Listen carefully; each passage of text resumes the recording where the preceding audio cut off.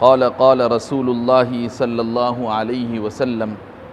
للمسلم علی المسلم ست بالمعروف يسلم عليه إذا لقيه ويجيبه إذا دعاه ويشمته إذا عطس ويتبع جنازته إذا مات ويحب له ما يحب لنفسه رواه الترمذي والدارمي۔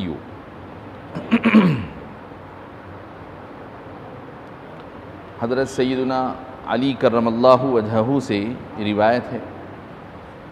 کہتے ہیں کہ رسول اللہ صلی اللہ علیہ وسلم نے فرمایا، ایک مسلمان کے دوسرے مسلمان پر 6 حقوق ہیں بھلائی سے متعلق، حسن سلوک سے متعلق۔ ایک مسلمان کے دوسرے مسلمان پر بھلائی کے معاملے میں 6 حقوق ہیں، یعنی ایک مسلمان کے واسطے، دوسرے مسلمان کے اوپر ہے، یعنی دوسرے مسلمان کی ذمہ داری ہے۔ ایک مسلمان کے حق میں دوسرے مسلمان کی ذمہ داری ہے کہ بھلائی سے متعلق 6 خصلتوں کو اپنائے۔ یسلم علیہ اذا لقیہ، جب ملاقات ہو تو سلام کرے۔ ویجیبہ اذا دعاہ، دوسری بات یہ ہے کہ جب وہ دعوت دے تو اس کی دعوت کو قبول کرے۔ وَيُشَمِّتُهُ اِذَا عَطِسَ، اور جب وہ چھینکے تو چھینک کا جواب دے، یعنی چھینکنے پر جب کوئی آدمی الحمدللہ کہے تو اس کے الحمدللہ کہنے کا جواب دے۔ جب کوئی آدمی چھینک کر الحمدللہ کہے گا تو اس کا جواب دینا ہم پر لازم ہوگا کہ یرحمک اللہ کہیں گے۔ چھینکنے والا اگر الحمدللہ نہیں بولے گا تو اب ہمارے اوپر کوئی ذمہ داری نہیں بنتی۔ چوتھا حق ہے وَيَتَّبِعُ جَنَازَتَهُ إِذَا مَاتَ، جب اس مسلمان کا انتقال ہو جائے تو اس کے جنازے میں شرکت کرے، جنازے کی نماز میں شریک ہو، بلکہ نہ صرف جنازے کی نماز میں شریک ہو بلکہ تدفین تک کے لیے اس کے جنازے کے پیچھے پیچھے چلتا ہوا جائے۔ یتبع، اتباع کرے۔ اتباع کا لفظ عام طور پر اردو میں بھی استعمال ہوتا ہے، اتباع۔ اتباع کے معنی ہوتے ہیں کسی کے پیچھے چلنا، تو جنازے کے پیچھے پیچھے جنازے کے ساتھ چلنا چاہیے۔ اگرچہ کہ نماز جنازہ پڑھنا فرض کفایہ، لیکن بحیثیت مسلمان دوسرے مسلمان کا حق صرف جنازہ پڑھ لینا نہیں بلکہ تدفین تک کے لیے اس کے جنازے کے ساتھ پیچھے پیچھے جانا چاہیے۔ وَيُحِبُّ لَهُ مَا يُحِبُّ لِنَفْسِهِ، اور جو چیز اپنی ذات کے لیے خود کے لیے پسند کرتا ہے اپنے مومن بھائی کے لیے بھی وہی چیز کو پسند کرے۔ اس کو روایت کیا ہے امام ترمذی اور امام دارمی نے۔ چنانچہ ایک اور حدیث میں نبی پاک صلی اللہ علیہ وسلم فرماتے ہیں لا یؤمن احدکم حتی یحب لأخیہ ما یحب لنفسہ، یعنی تمہارا ایمان اس وقت تک کامل نہیں ہو سکتا جب تک کہ تم اپنے مومن بھائی کے لیے وہی چیز پسند نہ کریں گے، اس کے حق میں بھی وہی چیز نہ چاہیں گے جو اپنی ذات کے لیے تم چاہتے ہو۔ جو تم بھلائی اپنے لیے چاہتے ہیں دنیا کے معاملے میں تم جو بھلائی اپنے لیے چاہتے ہیں وہی چیز اپنے مومن بھائی کے لیے تم چاہنا۔ البتہ دین کے معاملے میں ہم اپنی فکر کریں گے، پہلے ہم اپنے آپ کو پریفر کریں گے دین کے معاملے میں۔ مثلا یہ کہ اگلی صف میں ٹھہرنے کا مسئلہ، ہر آدمی کی خواہش یہ ہوتی ہے کہ اگلی صف میں ٹھہرے۔ اذان دینے کا موقع اگر ملتا ہے، اذان دینا ایک نیکی کا ثواب ہے، تو اگر موقع مل رہا ہے تو ہم کو چاہیے کہ ہم اس میں آگے بڑھیں۔ اس معاملے میں یہ نہیں بولا جائے گا کہ ہم جو اپنے لیے چاہ رہے ہیں دوسرے کو موقع دو، بلکہ یہ تو دین کا معاملہ ہے، آپ آگے بڑھ کر اس کو حاصل کرنے کی کوشش کیجیے۔ تو دین کے معاملے میں اپنے لیے آپ پہلے فکر کریں گے، اپنی فکر پہلے کریں گے۔ البتہ دنیا کے جو معاملات ہیں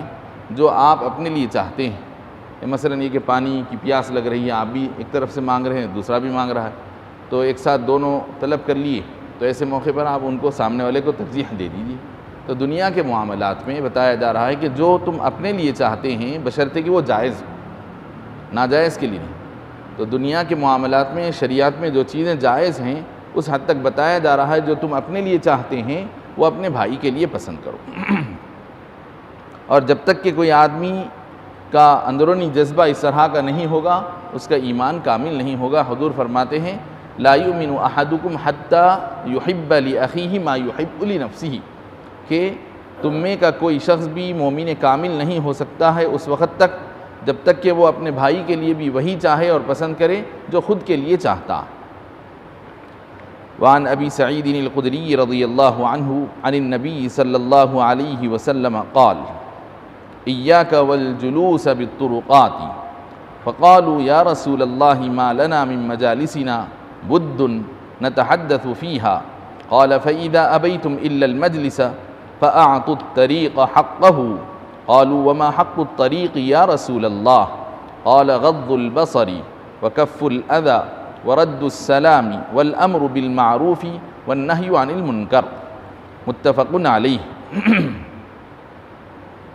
حضرت سیدنا ابو سعید خدری رضی اللہ عنہ اس حدیث شریف کے راوی ہیں۔ باب ہے سلام کا، باب السلام اس کا عنوان ہے، چیپٹر جو چل رہا ہے سلام سے متعلق۔ تو اب اسی سلام کے آداب کے ضمن میں کسی حدیث میں دوسری باتیں بھی آ گئی تو اس کو بھی ساتھ میں ذکر کر دیا جا رہا ہے، لیکن بنیادی جو عنوان ہے چیپٹر جو ہے سلام سے متعلق ہے۔ حضرت سیدنا ابو سعید خدری رضی اللہ عنہ روایت کرتے ہیں کہ نبی پاک صلی اللہ علیہ وسلم نے فرمایا، حضرت ابو سعید کو مخاطب کر کے حضور نے فرمایا کہ تم راستے سے اپنے آپ کو بچائے رکھو، راستوں میں بیٹھنے سے، راستوں کی جو بیٹھکیں ہوتی ہیں اس سے تم اپنے آپ کو بچائے رکھو، راستوں میں بیٹھنے سے تم اپنے آپ کو بچائے رکھو، یعنی راستے میں نہیں بیٹھنا چاہیے۔ راستے میں بیٹھنا، راستوں میں، سڑکوں پر اور روڈ پر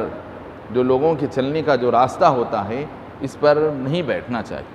ملاقات کے لیے وہاں نہیں بیٹھنا چاہیے۔ جس طرح لوگ راستوں کے کنارے بیٹھ کر باتیں کرتے ہیں تو اس طرح نہیں بیٹھنا چاہیے، راستوں کی بیٹھک نہیں اپنانا چاہیے۔ تو صحابہ نے عرض کیا، وہ اس زمانے میں ابھی مسلمانوں کے پاس وہ فراوانی نہیں آئی تھی، مکہ مکرمہ سے نکل کر مدینہ منورہ آئے تو اپنے جائیداد، گھر، اسباب، سب کچھ، تجارتیں سب مکے میں چھوڑ دیے، اپنے لیے کچھ نہیں لے کر آئے۔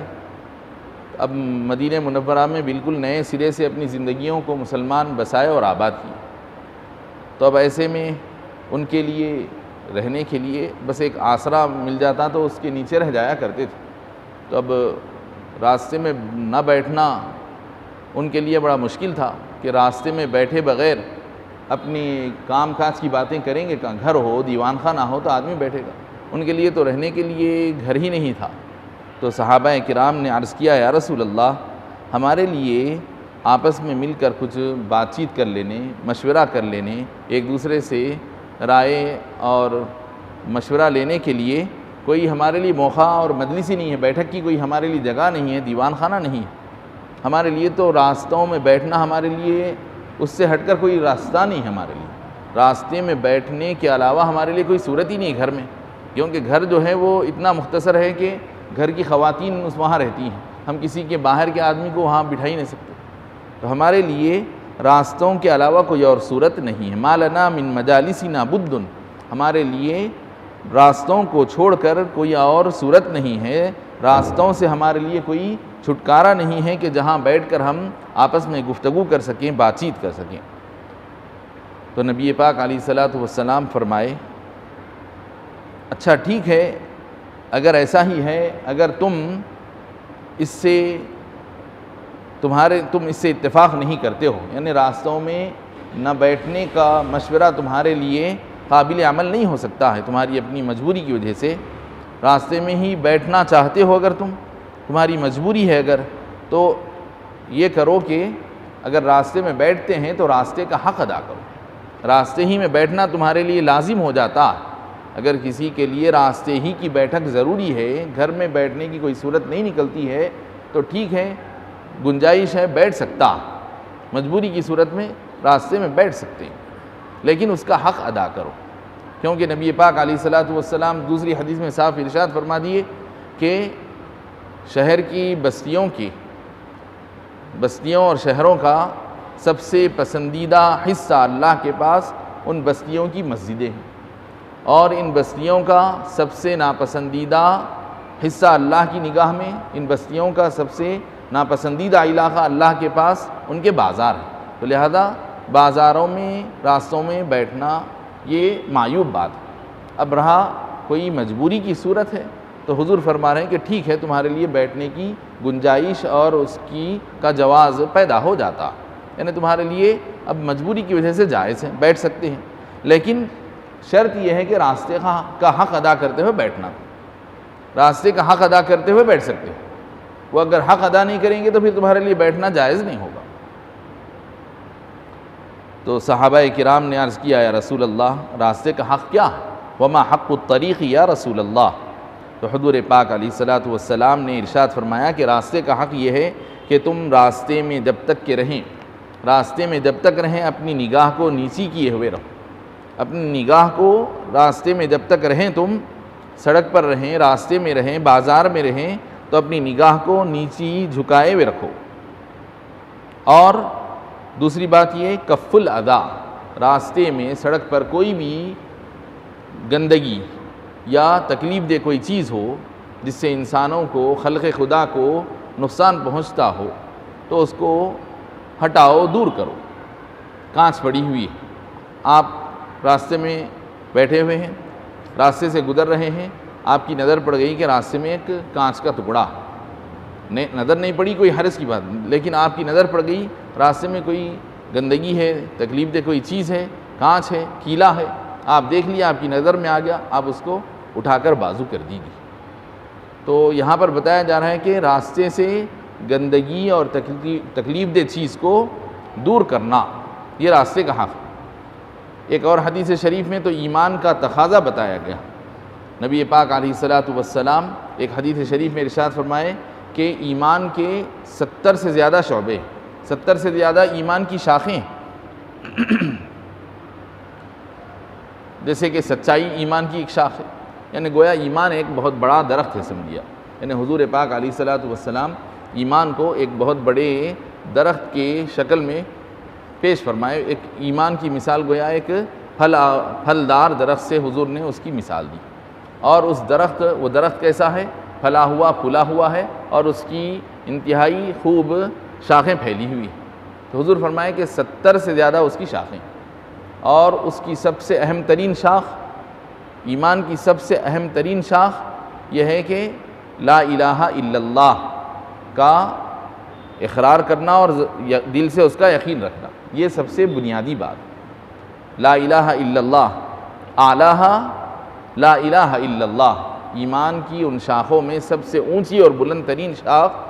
لا الہ الا اللہ کا کلمہ ہے، یعنی کلمہ توحید ہے۔ کلمہ توحید کو دل سے ماننا اور اس کا زبان سے اقرار کرنا یہ ایمان کا اصل اور بنیاد۔ پھر حضور اس کے بعد آگے فرماتے ہیں اور اس کی سب سے چھوٹی سی معمولی سی شاخ، یعنی ایمان کی ایک معمولی سی شاخ، سب سے چھوٹی، بالکل حد درجے معمولی، وہ ہے کہ راستے میں کوئی گندگی یا تکلیف دہ چیز پڑی ہوئی ہو تو اس کو راستے سے ہٹا دینا، راستے سے ہٹانا، راستے سے ہٹاؤ بولے حضور، یعنی آپ ڈالے نہیں، دوسرا بھی ڈالا ہے، اگر دکھ رہا ہے آپ کو کہ یہ کیلا ہے اور اس سے کسی کو نقصان ہو سکتا ہے، آپ ہٹا دیجیے۔ نہیں میں نے ڈالا مت بولیے، آپ میں نہیں ڈالا، بات وہ نہیں ہے۔ ایمان کا تقاضا یہ ہے آپ نہیں بھی ڈالے ہیں تو ہٹا دیجیے۔ تب جب ایمان کا تقاضا یہ ہے کہ آپ نہیں بھی ڈالے ہیں تو ہٹائیے، تو ایسے وقت میں آپ کا ڈالنا کتنا برا ہوگا۔ آپ خود ڈالتے ہیں، لوگوں کے لیے رکاوٹ کھڑی کر دے رہے ہیں، گاڑی پارک کر رہے ہیں آپ ایسے انداز سے کہ دوسرے جانے آنے والوں کے لیے تکلیف ہو جاتی ہے، گرچہ کہ آپ کے سامنے کر رہے ہوں گے، آپ کے گھر کے سامنے کر رہے ہوں گے، گھر کے آپ اپنی گیٹ کے سامنے کر رہے ہوں گے، لیکن مگر گیٹ کے سامنے آپ کر رہے ہیں، کیا بولتے ہو میرا اپنا گھر ہے، لیکن راستہ تو سب کا ہے مشترکہ، اور اگر کوئی بولا تو اعتراض کیا تو آپ اس کے اوپر جو ہے بھپر جا رہے ہیں، غصے میں آ جا رہے ہیں، برانگیختہ ہو جا رہے ہیں، طبیعت آپ کی اس سے متعلق جھگڑے پر آمادہ ہو جا رہی کہ اس نے کیا غلط بولا کہ میرے گھر کے سامنے میں پارک کیا۔ ایسی بات نہیں، یہ ایمان کے خلاف ہے، یہ ایمان کا شیوا نہیں ہے، یہ مومنانہ شیوا نہیں ہوتا۔ اگر بولا بھی ہے تو اس نے اچھی بات بولی ہے تو آپ اس کو ہنسی خوشی قبول کیجیے اور اپنی گاڑی کو بازو لگائیے۔ راستہ بہت ہے، چلنے والوں کے لیے راستہ چھوڑیے آپ۔ اسی طرح بہت ساری چیزیں ہیں، کچرا پھینک دے رہے ہیں ہم، کچرا اگر پھینک دیتے ہیں ہمارے اپنے گھر کے بازو پھینک رہے ہیں، آپ کا اپنا ہی گھر ہوگا، آپ نے اپنے گھر کے بازو پھینک رہے ہیں، لیکن مگر گندگی کو ڈال رہے ہیں، تو حضور فرماتے ہیں کہ راستے سے گندگی اور تکلیف کو ہٹاؤ اور آپ جو ہے راستے میں ڈال دے رہے ہیں۔ تو یہ سب چیزیں ایمان کے تقاضوں کے خلاف ہے، تو لہذا فرمایا جا رہا ہے کہ راستے کا حق یہ ہے کہ نگاہ کو نیچی رکھا جائے اور راستے سے گندگی اور تکلیف دہ چیز کو ہٹایا جائے۔ تیسرا حق کیا ہے؟ سلام کا جواب دیا جائے۔ اگر کوئی سلام کرے تو اس کے سلام کا جواب دینا یہ حق ہے۔ یعنی اس میں حضور یہ نہیں فرمایا کہ سلام کرو، نہیں فرمایا، سلام کا جواب دینا مطلب یہ کہ آپ سلام کرنا سنت ہے، سلام کرنا اپنی طرف سے پہل کر کے سلام کرنا سنت ہے، لیکن سلام کر دیتا ہے کوئی شخص تو اب تو سلام کا جواب دینا واجب ہو جاتا، اب ذمہ داری اور بڑھ جاتی ہے۔ تو اس لیے راستے کے حق میں بتایا جا رہا ہے کہ سلام کر لیتے ہیں تو یہ تمہاری اپنی نیکی ہے، خوبی کی بات۔ اگر تم نہیں کرے تو خیر کوئی پکڑ میں تو نہیں آتے، لیکن اگر تم راستے میں ہیں اور کوئی سلام کر دیا پھر سلام کا جواب نہیں دیتا اب تم پکڑ میں آئیں گے۔ تو اس لیے حضور فرماتے ہیں راستے کا حق یہ ہے کہ سلام کا جواب دیا جائے۔ والامر بالمعروف والنہی عن المنکر، اور راستے کا حق یہ ہے کہ بھلائی، لوگوں کو بھلائی اور اچھائی، نیکی بتائی جائے کہ بھلائی کیا ہے، نیکی کیا ہے، اچھی بات کیا ہے، لوگوں کو بتائی جائے، اچھی بات کا حکم دیا جائے، اچھی بات کا مشورہ دیا جائے۔ یعنی اگر آپ کے سامنے کوئی غلط بات ہو رہی ہے یا کسی آدمی کو نیکی کیا ہے، کوئی چیز کا صحیح طریقہ نہیں اندازہ ہو رہا ہے، ایک آدمی کوئی کام کر رہا ہے لیکن وہ بے ڈھنگے طریقے سے کر رہا ہے، اور آپ جانتے ہیں کہ اس کام کا طریقہ کیا ہے، اس کام کی سنت کیا ہے۔ وضو کر رہا ہے ایک آدمی لیکن اس کو سنت کے طریقے سے وضو کرنا نہیں آ رہا ہے، تو اب آپ کا کام یہ ہے کہ اس کو سنت طریقے سے وضو کرنے کا طریقہ بتائیں، اس کو مشورہ دیں۔ نماز پڑھ رہا ہے ایک شخص اور سنتوں کے خلاف ورزی دوران نماز ہو جا رہی ہے، کھانا کھا رہا ہے، اس دوران وہ کچھ غیر اسلامی آداب کے ساتھ کھا رہا ہے، تو آپ اس کو جو بھلائی ہے کھانا کھانے کے طریقے کے متعلق جو سنت ہے اس سنت کی اس کو آپ تلقین کیجیے۔ الامر بالمعروف، کسی بھی بھلی اور اچھی بات کا مشورہ دینا، اس کا حکم دینا، یہ راستے کا حق ہے۔ اب پانچویں اور آخری بات کہ راستے کا حق کیا ہے؟ راستے کا حق یہ ہے کہ برائی سے روکا جائے۔ یعنی کوئی آدمی کوئی غلط کام کر رہا ہے، کوئی بھی کام غلط کام کر رہا ہے تو اس کے غلط کام پر اس کو منع کیا جائے، روکا جائے۔ جو کوئی بھی وہ غلط کام کر رہا ہے، برائی کا عمل کر رہا ہے کہ کھڑے ہو کر پانی پی رہا ہے، آپ اس کو بتائیے، روکیے، کھڑے ہو کر پانی نہیں پینا چاہیے۔ کھڑے ہو کر پیشاب کر رہا ہے، سر راہ پیشاب کرتا ہے، تو اس طرح کی جو کچھ بھی منکرات ہیں، خراب کام ہیں، ان سب باتوں سے منع کرنا چاہیے، روکنا چاہیے۔ یہ روایت متفق علیہ ہے، بخاری شریف اور مسلم شریف دونوں میں ایک حدیث شریف موجود ہے۔ تو مختلف روایتوں کے ختم پر متفق علیہ ایک اصطلاح ہے، یہ محدثین کی ایک اصطلاح ہے، یعنی ایک ٹرمینالوجی ہے۔ تو متفق علیہ کا معنی یہ ہوتا ہے کہ عام فہم مطلب اس کا یہ ہوتا ہے کہ وہ حدیث جو مسلمانوں کے پاس قرآن کے بعد جو سب سے زیادہ آتھینٹک جو دو کتابیں ہیں معتبر، قرآن کے بعد سب سے زیادہ اونچا درجہ بھروسے اور اعتبار کے لحاظ سے بخاری کا اور مسلم کا، تو مطلب یہ نکلتا ہے اس کا کہ یہ سب سے زیادہ معتبر بات ہوگی۔ حدیثوں میں سب سے زیادہ اونچے درجے کی معتبر حدیث کو متفق علیہ کہتے ہیں کہ یہ حدیث بخاری میں بھی ہے اور مسلم میں بھی ہے۔ تو اب اس حدیث کے بارے میں ذرا بھی کسی کو کوئی ڈاؤٹ اور شک نہیں ہو سکتا۔ وعن ابی ہریرہ رضی اللہ عنہ عن النبی صلی اللہ علیہ وسلم فی هذه القصة قال وإرشاد السبیل رواہ ابو داود۔ یہ اور ایک روایت پچھلے مضمون سے ہی کنیکٹڈ ہے، اسی سے مربوط اس کے اندر مضمون ہے، یعنی راستے کے جو حقوق حضور نے بتائے ہیں اسی کا اس میں کچھ ایک اور بات زائد آئی ہے، تو لیکن بخاری اور مسلم میں نہیں، یہ ابو داؤد میں، پیچھے کی ساری باتوں کے بشمول اس کو شامل کرتے ہوئے مزید ایک اور بات کا اضافہ آیا ہے ابو داؤد میں۔ اوپر کی جو 5 باتیں بتائی گئی تھی وہ بخاری اور مسلم کے حوالے سے تھی، اب یہ ایک چھٹی بات بھی بتائی گئی ہے راستے کے حق کے ادائیگی کے سلسلے میں، تو یہ ہے حضرت سیدنا ابو ہریرہ رضی اللہ عنہ کے حوالے سے، وہ نبی پاک صلی اللہ علیہ وسلم سے اسی قصے کے ضمن میں، یہی واقعے کے ضمن میں جو حضرت ابو سعید خدری والا واقعہ تھا، اسی واقعے کو کوٹ کرتے ہوئے حضرت ابو ہریرہ اس کے اندر ایک اور چھٹی بات بھی اضافہ بیان فرمائے کہ حضور نے راستے کے جو 5 حق اوپر بتائے اسی میں ایک چھٹی چیز یہ بھی بتائی ہے کہ وَإِرْشَادُ السَّبِيلِ، کہ رہنمائی کرنا، راستہ دکھانا، راستہ بتلانا، کسی کو پتہ بتانا، پتہ سمجھانا، یعنی ہم راستے میں بیٹھے ہوئے، ایک اجنبی شخص، کوئی نیا آدمی محلے میں نظر آ رہا ہے، وہ محسوس ہو رہا ہے اس کی نگاہوں سے، اس کے ڈھونڈنے کے انداز سے کہ وہ کوئی چیز، کسی کا گھر ڈھونڈ رہا ہے، کسی کا پتہ ڈھونڈ رہا ہے، کوئی دکان مکان ڈھونڈ رہا ہے۔ آپ جب یہ محسوس کر لیے تو اس کو ٹھیک راستہ بتائیں آپ، اگر وہ آپ سے پوچھے تب بھی بتائیں، یا وہ نہ بھی پوچھا، آپ محسوس کر لیے ہیں، آپ کو اس بات کا اندازہ ہو گیا کہ یہ ایک اجنبی آدمی ہے، کوئی نو وارد ہے ہمارے اپنے محلے میں، تو آپ اس کو بتا دیجئے، راستے کا پتہ دے دیجئے، آپ راستے کا پتہ بتانا۔ اب اس معاملے میں نوجوان منچلے بچے اس میں ایسے موقع پر بجائے پتہ بتانے کے اور الٹا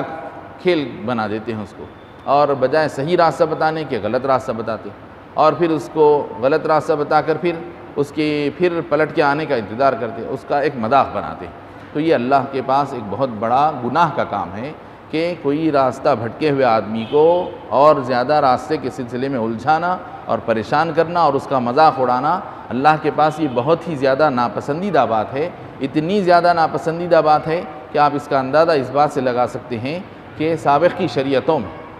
حضرت شعیب علیہ السلام اللہ کے ایک نبی گزرے، ان کی قوم کے متعلق آیا ہے کہ وہ ناپ تول میں کمی کیا کرتی تھی اور راستے میں بیٹھ کر راستہ چلنے والوں کے اوپر کنکریاں پھینکتی اور ان کو غلط راستہ بتاتی، راستہ بھٹکے ہوئے آدمی کو راستے کا غلط مشورہ دیتی، پھر اس کے بعد اس کا مذاق اڑاتی اور اس کے اوپر ایک دوسرے کے ساتھ مل کر مذاق بنا کر ہنسنے لگتے۔ تو اللہ کو ان کی یہ کارستانی اس قدر ناپسند ہوئی کہ اس کی ان شرارتوں کے نتیجے میں اللہ تعالیٰ اس پوری قوم کا ذکر اس حوالے سے قرآن میں کیا کر کے اللہ تعالیٰ نے اس قوم کو تباہ و برباد کر دیا۔ تو اللہ تعالیٰ نے اس قوم کی تباہی کے جو وجوہات، اسباب اور ریزنز بتائے، ان ریزنز میں اللہ تعالیٰ نے ان باتوں کو کوٹ کیا۔ ایک تو ناپ تول میں کمی کیا کرتے تھے، اور پھر کیا کرتے تھے کہ وہ لوگوں کو غلط راستہ بتاتے تھے، غلط رہنمائی کرتے تھے۔ تو آپ دیکھیے یہ چھوٹی معمولی بات نہیں ہے، تو خیر بالکل نابالغ بچے ہیں تو وہ شریعت میں مکلف نہیں، لیکن یہ اگر وہ بچے کرتے ہیں جو 15 سال کی عمر کے ہو گئے ہیں، 16 سال 17 سال 18 سال کے چھوٹے بچے کر لیتے ہیں 10-12 سال کے، پھر بھی خیر وہ ان کے لیے معاف ہو سکتا ہے۔ اب البتہ وہاں ذمہ داری بنتی ہے والدین کی تربیت کی، کہ والدین اپنے ان بچوں کی تربیت کریں، لیکن جو بچے کے 15-16 سال کے ہو گئے وہ بھی اس طرح کی حرکتیں کرتے ہوئے محلوں میں رہتے ہیں، تو یہ ان بچوں کے لیے بہت بری بات ہے کہ اللہ تعالیٰ کی طرف سے اس بستی والوں کے لیے عذاب کا پیش خیمہ ہوتا ہے۔ اسی حدیث شریف سے متعلق اور 2 باتیں ایک اور حدیث میں اضافہ آئی، اس کو بھی یہاں پر محدث دکن علیہ الرحمہ ذکر فرما دے رہے ہیں تاکہ ایک موضوع سے متعلق ساری باتیں یکجا ہو جائیں۔ وعن عمر رضی اللہ عنہما عن النبی صلی اللہ علیہ وسلم فی هذه القصة قال وتغیث الملہوف وتہدو الضال رواہ ابو داود۔ حضرت خلیفہ دوم سیدنا عمر فاروق رضی اللہ عنہ روایت کرتے ہیں کہ نبی پاک صلی اللہ علیہ وسلم نے اسی قصے کے ضمن میں یہ جو حضرت ابو سعید خدری رضی اللہ عنہ راستوں میں بیٹھنے سے متعلق حضور نے منع کیا، تو انہوں نے عرض کیا کہ حضور ہمارے لیے راستے میں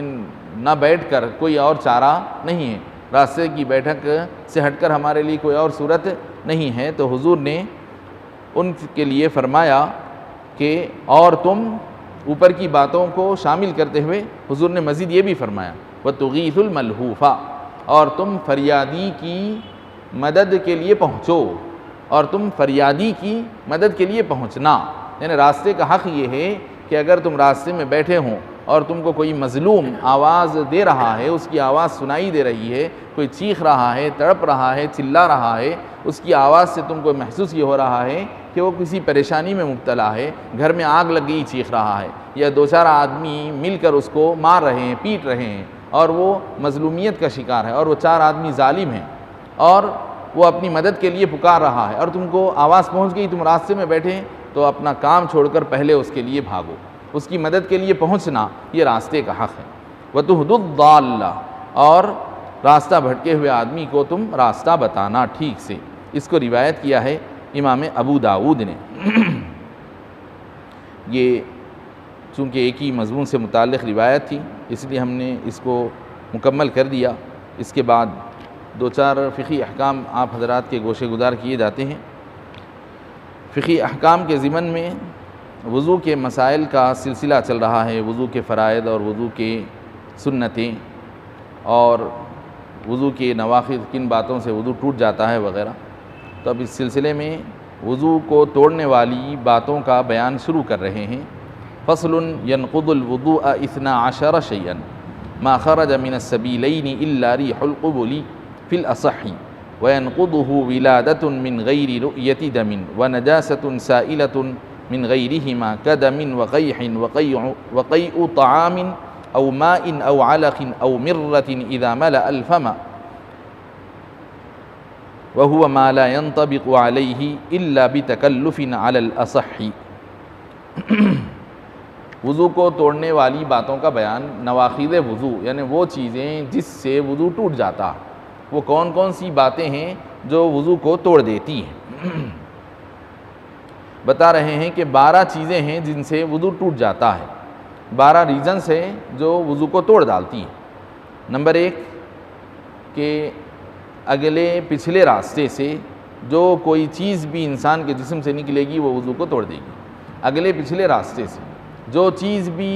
جسم سے خارج ہوگی، یعنی اگلی پچھلی شرمگاہ سے جو چیز بھی خارج ہوگی، چاہے وہ کوئی چیز بھی ہو،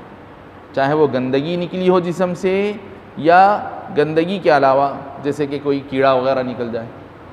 جیسے کہ کریم ہو جاتی ہے،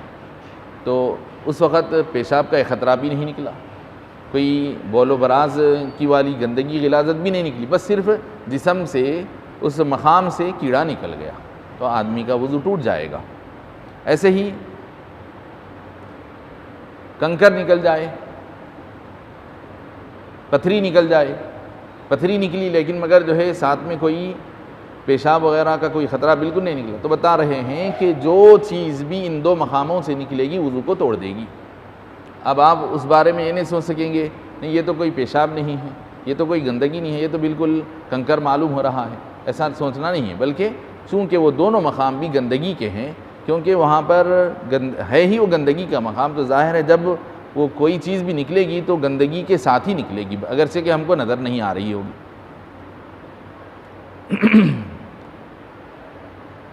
البتہ یہ ہے کہ اگلی شرمگاہ سے جیسے ہوا خارج ہوتی ہے پچھلے مقام سے، ایسے ہی سامنے کے مقام سے بھی ہوا خارج ہوتی ہے، لیکن یہ وضو کو توڑنے والی نہیں ہوتی۔ سامنے کے راستے سے اگر ہوا خارج ہو تو وہ وضو کو توڑے گی نہیں، بلکہ یہ ایک قسم کا اختلاج ہوتا ہے، یعنی آدمی کے ذہن میں ایک قسم کا ایک احساس پیدا ہوتا ہے، ایسے جیسے کہ سامنے کے راستے سے پیشاب کا کوئی خطرہ نکلا کیا۔ اور یہ عام طور پر نہیں ہوتا ہے، بہت ہی کم لوگوں کو، یعنی یہ بھی ایک طرح کی گویا بیماری ہے۔ بسا اوقات بعض لوگوں کو، بہت ہی کم لوگوں کو ایک ایسا احساس ہوتا ہے کہ پیشاب کا ایک خطرہ نکلا کیا، لیکن پھر آدمی جب جا کر طہارت خانے میں دیکھے تو اس کے کپڑوں پر بالکل ایسا کوئی کچا پن، گیلا پن بالکل نہیں رہتا، کیونکہ اگر پیشاب کا خطرہ نکلا تو پھر کچا پن ہونا چاہیے، نہیں ہے، تو کیا وجہ ہے؟ وہ دراصل گیس ہوتی ہے، جس طرح پچھلے مقام سے نکلتی ہے، ایسے ہی فقہا لکھتے ہیں کہ سامنے کے مقام سے بھی ہوا خارج ہوتی ہے، لیکن پچھلے مقام کی ہوا وضو کو توڑتی ہے، لیکن سامنے کے راستے سے نکلنے والی ہوا وضو کو نہیں توڑتی ہے۔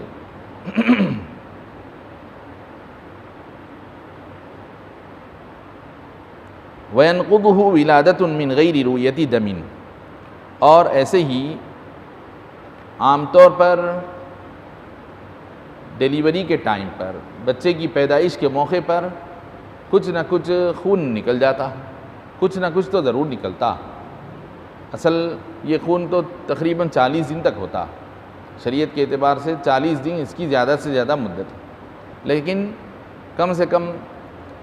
ہر عورت کے اس کے اپنے اپنے مزاج اور طبیعت اور صحت پر ڈیپینڈ کرتا،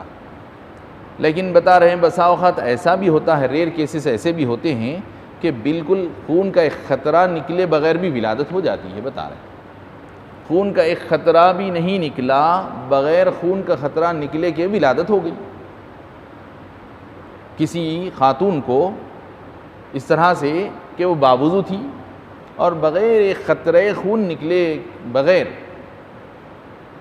پیدائش ہو گئی بچے کی، اور اس کے جسم پر تک ایک خون کا دھبا نہیں ہے، ایک خطرہ نہیں ہے، تو کیا اب ہم یہ سمجھیں گے کہ خون تو نکلا ہی نہیں لہذا باوضو ہے؟ تو بتا رہے ہیں نہیں، باوضو نہیں، اس کا وضو ٹوٹ جاتا ہے۔ اسی طرح سے بتا رہے ہیں وَنَجَاسَةٌ سَائِلَةٌ مِّن غَيْرِهِمَا كَدَمٍ، اس طرح جو ان دو راستوں کے علاوہ، یہ دو راستوں سے تو جو چیز بھی نکلے گی وضو کو توڑے گی، دو راستوں کا معاملہ تو یہ ہے کہ جو چیز بھی نکلے وہ وضو کو توڑے گی۔ اب رہا ان دو راستوں کے علاوہ، تالو سے لے کے تلوے تک دو راستوں کو چھوڑ دے کر ماں باقی پورے جسم سے کہیں سے بھی کوئی چیز اگر نکلے گی تو ہر چیز وضو کو نہیں توڑے گی۔ پھر کیا چیز توڑے گی؟ جو چیز کے ناپاک سمجھی جاتی ہے، نجاست گندگی جس کو کہتے ہیں، وہ نکلے گی تو وضو ٹوٹے گا۔ جیسے کہ آنکھ سے آنسو نکلا تو آنسو چونکہ گندگی اور نجاست نہیں ہے، تھوک ہے انسان کا، تھوک گندگی نجاست نہیں ہے، آدمی تھوک دیا تو تھوکنے سے وضو نہیں ٹوٹے گا۔ ایسے ہی جسم سے پسینہ نکلا تو پسینہ بھی نکل رہا ہے لیکن وضو نہیں ٹوٹے گا، کیوں؟ اس لیے کہ پسینہ ناپاک اور گندگی نہیں سمجھا گیا ہے۔ البتہ وہی جس مقام سے آنسو نکلا وہیں سے خون کا خطرہ اگر نکل گیا تو پھر وضو ٹوٹ جائے گا، ناک سے خون نکل گیا وضو ٹوٹ جائے گا۔ تو جسم کے دو مقام، اگلے اور پچھلے دو راستوں کے علاوہ جسم کے کسی بھی حصے سے اگر کوئی گندگی نکلے گی تو وضو ٹوٹے گا، ورنہ وضو نہیں ٹوٹے گا، جیسے خون ہے، پیپ ہے وغیرہ۔ اسی طرح سے خے اگر ہو جائے تو وضو ٹوٹ جاتا ہے۔ اب خے کے بارے میں چونکہ ایک لمبی تفصیل ہے تو اس لیے ہم یہاں پر آج بات کو روکتے ہیں، انشاءاللہ اس کی تفصیل پھر خے کے مسئلے میں چونکہ تفصیل ہے، یعنی منہ بھر کر ہے یا بغیر منہ بھر کر ہے، پھر کیا ایک دم یعنی اگر منہ بھر کر نہیں ہوئی ہے تو کیا ایک ہی بیٹھک میں ہوئی ہے، وقفے سے ہوئی، تو یہ ساری تفصیل اس کے اندر آتی ہے۔ تو انشاءاللہ اس کو ہم اگلی نشست میں تکمیل کریں گے۔ وصلی اللہ تعالی علی خیر خلقہ سیدنا محمد و آلہ و صحبہ وبارک وسلم اجمعین۔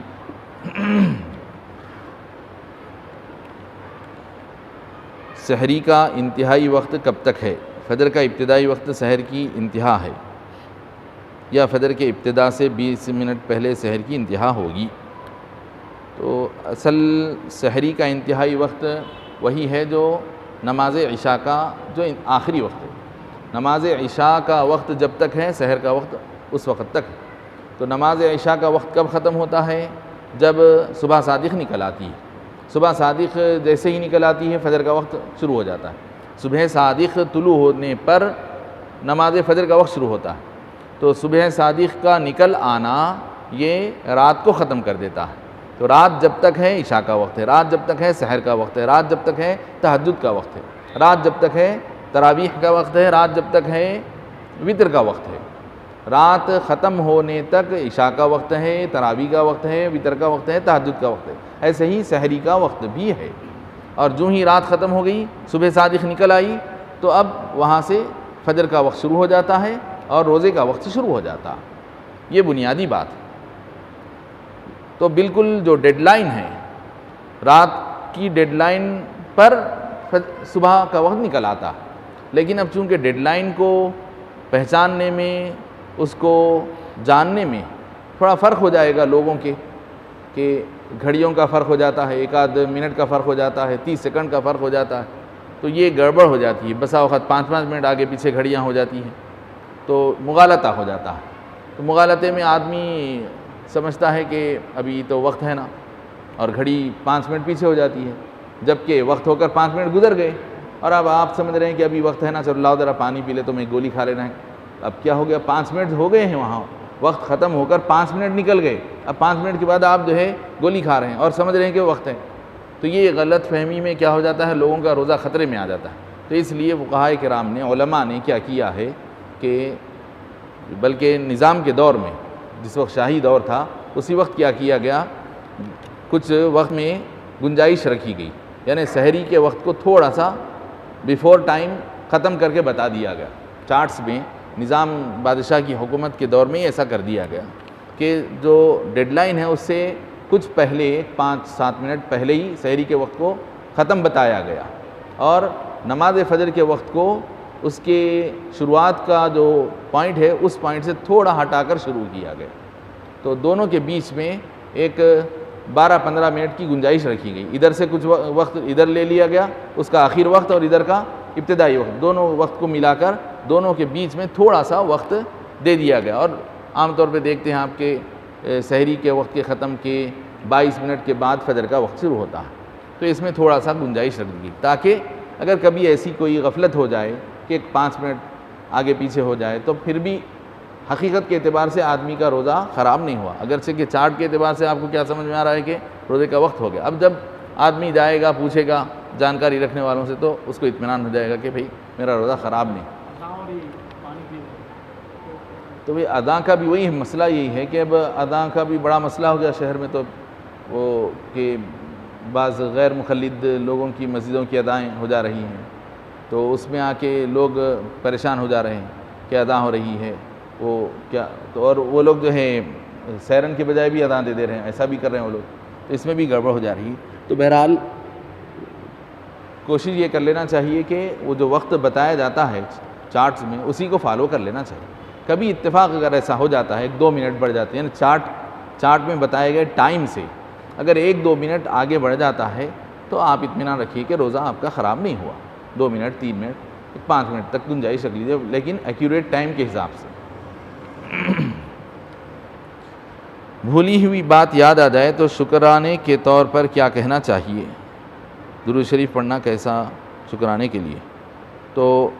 بھولی ہوئی بات یاد آ جانے پر اللہ تعالیٰ نے جب آدمی کو اس کی بھولی ہوئی بات کو یاد دلا دیا ہے تو اس کے شکرانے کے طور پر الحمدللہ کہہ لینا چاہیے، اور ساتھ میں درود شریف پڑھ لینا چاہیے۔ بلکہ بزرگان دین کا معمول تو یہ ہے کہ کوئی چیز اگر بھول جاتے ہیں تو اس چیز کے یاد آنے کی دعا کے طور پر درود شریف پڑھ لیتے ہیں، یعنی جب کوئی چیز ذہن میں نہیں آتی ہے تو درود شریف پڑھتے ہیں تاکہ بھولی ہوئی چیز یاد آ جائے۔ تو بھولی ہوئی چیز کو یاد کرنے کے لیے آپ درود پڑھتے ہیں، تو اب یاد آ جانے کے بعد بھی پڑھ لیجئے، بہت اچھی بات ہے۔ روزے میں کلی کرنے کے بعد منہ میں جو تری رہ جاتی ہے اسے نگلنا کیسا ہے؟ کلی کر دینے کے بعد جو تری رہتی ہے اس سے روزے پر کوئی فرق نہیں پڑتا۔ کلی کر دی، اب ہم ایک مرتبہ جو کچھ پانی تھا، پانی منہ سے ہم اگل دیے، اب اس کے بعد جو کچا پن رہتا ہے اس کو آپ نگلنے سے کوئی روزہ خراب نہیں ہوتا ہے، آپ کا روزہ بالکل درست ہے۔ اگر کسی نے مہر 1100 رکھا تھا 1992 میں، اب 2021 میں ادا کرنا چاہتے ہیں تو کیا حکم ہے؟ اب ادا تو وہی کرنا چاہیے، پڑیں گا، لازم جو رہے گا اس کی ڈیوٹی کے اعتبار سے۔ آدمی 1991 اب 2021 یعنی 30 سال پہلے اس نے 1100 روپیے مہر باندھا تھا، تو ٹھیک ہے، ظاہر ہے کہ روپیے کی قدر اور ویلیو گھٹ گئی ہے، تو اب آدمی کی ذمہ داری تو یہ بنے گی کہ انہیں جتنا طے کیا تھا وہی دینا پڑے گا۔ البتہ اب آپ اگر یہ سمجھتے ہیں، ہم اگر یہ احساس رکھتے ہیں کہ بھائی اس وقت کی قدر اب کی قدر بہت فرق ہو گیا ہے اور اس میں وہ بیچاری کا کیا ہوگا، اگر ہم سمجھتے ہیں، اگر کچھ ہمدردی کا جذبہ رکھتے ہیں تو اس میں کچھ اضافہ کر کے دے دینا یہ زیادہ بہتر ہے یہ، لیکن اس کے اوپر کسی کو فورس نہیں کیا جا سکتا، ڈاکیومنٹ کے حساب سے ہی دینا پڑے گا، یہ لازمی ہوگا، ذمہ داری کے اعتبار سے 1100 ہی دینا ہے۔ اگر کوئی بطور احسان کے حسن سلوک کے طور پہ اضافہ دیتا ہے تو یہ بہت اچھی بات ہے۔ ایک اور آخری سوال ہے، اس پر ہم گفتگو کو ختم کرتے ہیں۔ کیا الٹی سے بھی وضو ٹوٹ جاتا ہے؟ ہاں، الٹی وامٹنگ جس کو کہتے ہیں، خے جو پلٹ کر آ جاتی ہے، خے جب آ جائے، چاہے خے میں کھانا نہ بھی نکلے، صرف پانی نکلا، صرف پانی، بس پانی ہی پانی تھا، بس منہ بھر کر ہے، یعنی اتنا زیادہ نکلا کہ منہ جس سے پورا پھول جاتا ہے اور منہ میں وہ رہ نہیں سکتی۔ اب اگر آپ منہ بند کرنے جائیں گے یا تو باہر گرے گی وہ، یا پھر واپس پلٹ کر جائے گی، تو اس کا مطلب ہوتا ہے وہ منہ بھر کر ہے۔ تو اتنی اگر خے ہو جاتی ہے، چاہے وہ پانی ہی پانی کی ہو یا بلغم کی ہو یا خون کی ہو یا کھانے کی ہو، ان سب صورتوں میں وضو ٹوٹ جاتا ہے۔ وصلی اللہ تعالی علی خیر خلقہ سیدنا محمد وآلہ وصحبہ وبارک وسلم اجمعین والحمد للہ رب العالمین۔ سبحان اللہ وبحمدہ، سبحانک اللہم وبحمدک، اشہد ان لا الہ الا انت، استغفرک واتوب الیک۔ البتہ بلغم کی خے سے وضو نہیں ٹوٹتا، کھانے کی خے سے،